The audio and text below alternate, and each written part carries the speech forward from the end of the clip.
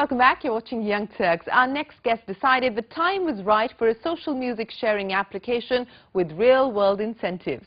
And so Utsav Agarwal launched Nwplyng in 2012. Currently available on Android and the iPhone, Nwplyng already has 2,000 registered users and is in the market to raise funds. Take a look at the Nwplyng story. 26-year-old Utsav Agarwal came up with the idea of a social music sharing app, Nwplyng, on a road trip in the US. Utsav felt the need to share his journey, not just moments through pictures, but also music. And so this avid music fan, who spent a couple of years in the music industry in India and the US, including gigs at Morris Endeavour and Tag Strategic, launched Nwplyng in 2012.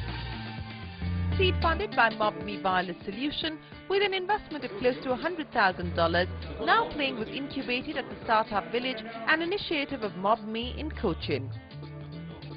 Allowing registered users to share their favorite songs with their friends on social media platforms like Twitter, Facebook and Foursquare, Nwplyng also gives the option of adding a picture, video, location and comment, all within the app. The first music app to gamify music sharing to incentivize users, Nwplyng is currently dependent on the seed funding it raised. Utsav says he wants to go the Silicon Valley way of first building the product and the user base before looking at monetization. Monetization is not going to be that difficult moving forward, 12 to 18 months down the line. There are ways to make money. First, iTunes affiliate sales. Every time you go and buy a song on iTunes through our app, we make some percentage of the money. Second, we can get into ticket affiliate sales. We can partner up with the biggest promoters in US and Europe. There's also marketing for artists, something we can do once we have a substantial user base. With over 25,000 songs already shared on Nwplyng, Utsav has managed to bring 2,000 registered users on board and is now focusing on adding more features. The app already has a music recognition feature, and soon Utsav plans to build Artist Analytics, a web-based platform that will help artists get access to the data of their fans and also their views. So what else is playing on Utsav's mind? We're building a Chrome extension at this point, which will be out in the next 3 weeks. Also a feature in the app which is Explore, which we should be shipping out in another 2 weeks. We also want to build a web platform wherein you can share music easily. With ambitious targets in sight, Utsav is gearing up to hit the right stroke. Currently in talks with investors to raise Series A round of funding in the range of $200,000 to $400,000, Utsav hopes to use the cash for product development, marketing and shifting the base of the company to Silicon Valley. His big milestone to cross 5 million downloads by the end of the year. Utsav here is wishing you and Nwplyng lots of success.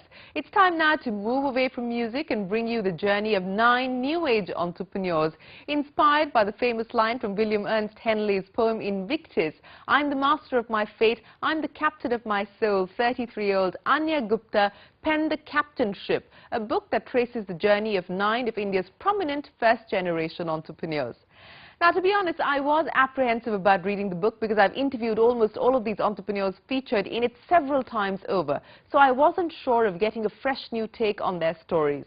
But The Captainship surprised me. It deals with the idea and importance of identity, family, success and failure with a great deal of sensitivity. Take a look. Sanjeev Agarwal, Subrata Bagchi, Girish Batra, Sanjeev Bhikchandani, Ashish Dhawan, Ashish Gupta, Zia Modi, Satyanarayanan and Vijay Shekhar Sharma. Entrepreneurs with diverse backgrounds and specializations, but a common motivation: to be job creators, disruptors and challengers. Over the years, these entrepreneurs have given shape and form to the first-generation Indian entrepreneurial dream. They've given a new meaning to the notion of middle-class values.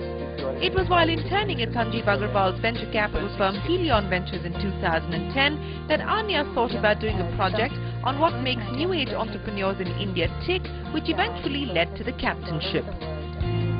I didn't want to analyze what their lives were like. I preferred to allow them to narrate their lives as they chose to do so. And they've clearly spoken about some very personal things.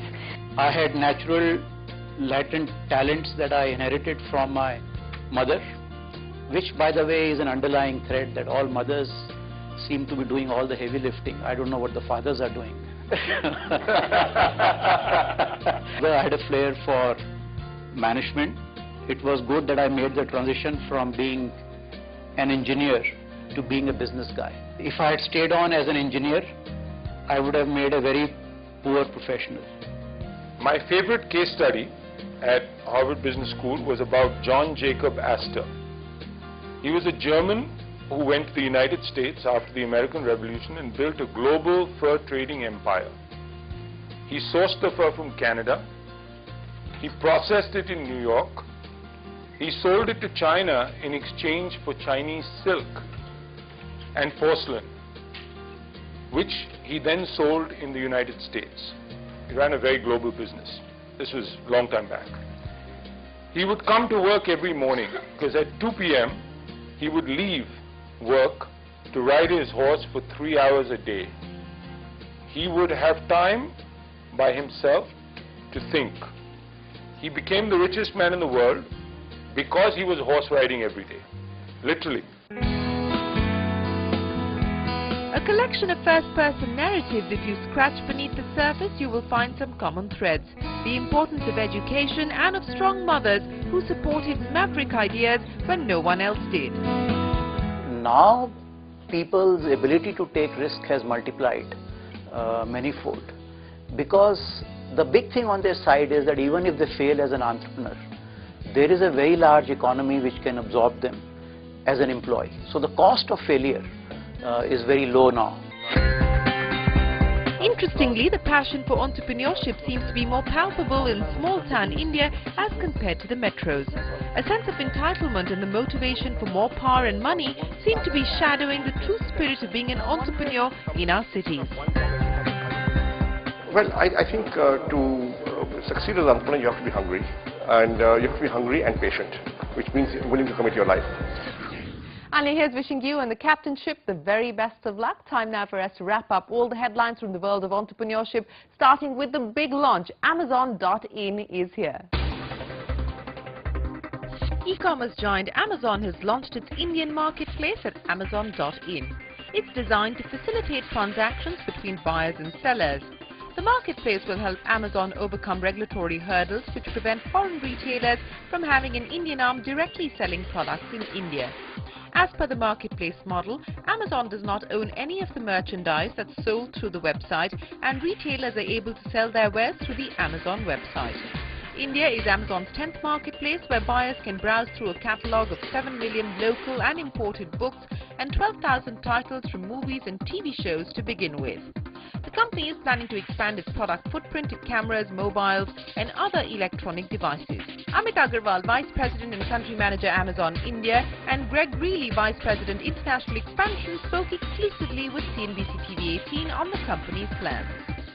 Internet shopping in India is very nascent, and we're very focused on providing a great selection for customers so that they can shop from multiple offerings from different merchants, find great prices, and expect and rely on a fast and reliable delivery experience. We are relentlessly focused on enabling sellers to offer vast selection to our customers, low prices, fast and reliable delivery. And in that, we would make whatever investment is needed to help optimize those customer inputs. Global e-commerce giant eBay is leading an investment round in our Young Turks Kunal Behel's 3-year-old venture, Snapdeal.com. The round, which includes participation by Intel Capital and Nexus Venture Partners, is pegged by market sources at $50 million and values Snapdeal at around $250 million. The announcement comes in the same week that Snapdeal acquired online handicraft marketplace Shoppo.in. Local search engine provider Justdial had a stellar listing on the bourses on Wednesday. The stock opened at 587 as against its IPO price of 530.